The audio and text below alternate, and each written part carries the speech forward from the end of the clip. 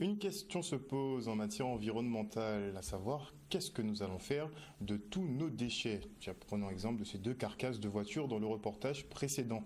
Eh bien, notons que nous produisons 30 000 tonnes de déchets par an, un véritable problème quand les taux de revalorisation ne représentent que 30% ici en Guadeloupe. Si nous pêchons en termes de gestion, l'on peut sans doute en tout cas compenser en améliorant le tri et notre mode de consommation. Un bon déchet est celui que l'on ne produit pas, alors pendant tout un mois à Cap Excellence, on sensibilise le plus grand nombre. On prend la direction du centre culturel Sonis à Pointe-à-Pitre en compagnie de Xavier Foucan. La conférence débat s'inscrit dans le cadre de la Semaine européenne des déchets.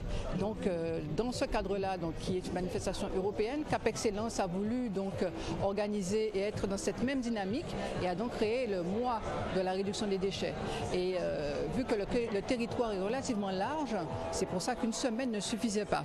Et donc, dans ce mois de la réduction des déchets, nous avons eu pour objectif de sensibiliser un maximum de citoyens, en partant depuis les scolaires, en passant par les résidents, des différentes résidences, et aussi les professionnels, et pour finir par les élus. Une matinée comme celle-là, c'est à la fois réjouissant et en même temps un peu frustrant.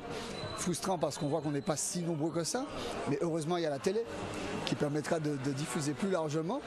Et c'est réjouissant parce qu'on se rend compte qu'on n'est pas tout seul et que des projets qu'on a commencé à impulser il y a 2-3 ans vont exactement dans le même sens que ce que Cap Excellence essaie de faire pour mettre un petit peu tous les acteurs du secteur des déchets, depuis les producteurs jusqu'aux consommateurs, en passant par les acteurs de la collecte et du tri, pour essayer d'être plus efficaces.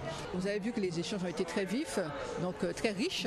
Le message déjà qu'on essaie de faire passer, c'est que chacun à son niveau peut apporter quelque chose et peut réduire ses déchets. Donc effectivement, comme on l'a dit quand on a exposé, on a parlé de tous ces déchets qu'on peut déjà trier, papier, carton, verre, canettes, et surtout aussi quand on va acheter, essayer d'acheter le moins emballé possible, de manière globale, de générer le moins de déchets possible. Ce n'est vraiment qu'ensemble, c'est ensemble qu'on arrivera à trouver des solutions, mais encore faut-il pour cela que les collectivités acceptent de reconnaître qu'elles ne pourront pas tout toutes seules et qu'il va falloir qu'elles aient des partenaires comme les associations, et de la même façon que les associations comme nous, mais comme d'autres aussi, se structurent, se professionnalisent pour pouvoir véritablement porter des projets à ces collectivités qui demandent aussi des actions de terrain qu'elles puissent valoriser. Donc c'est vraiment un lionnage à mettre en place, et ça c'était une première étape particulièrement intéressante.